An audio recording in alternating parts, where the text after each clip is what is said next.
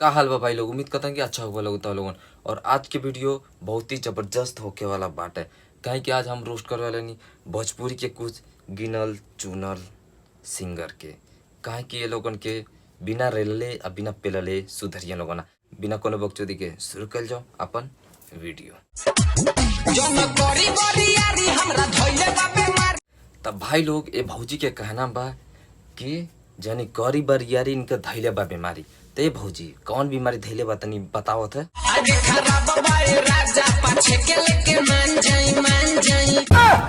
कौन चीज आगे खराब बाटे राजा पीछे के लेके मान जाई।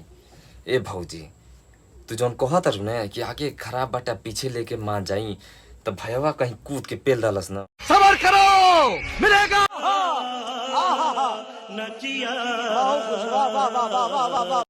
तो साचो कहता नहीं भाई के रहना मिलिए भौजी। का भाई लोग सही बने अतनी हई देखा।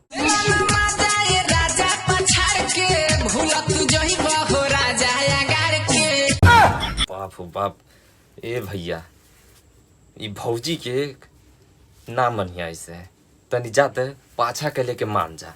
तू काहे जीत कैले बाड़ा आगे के लेवे के, जब भौजी कहो तरी कि अगला में काई धैले बा त जा पिछला लेके मान जा। क्या बोला तूने? काहे थी कैले बाड़ा आ?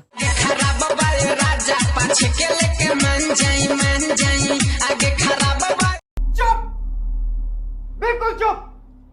हिम्मत कैसे हुई तेरी मुंह खोलने की?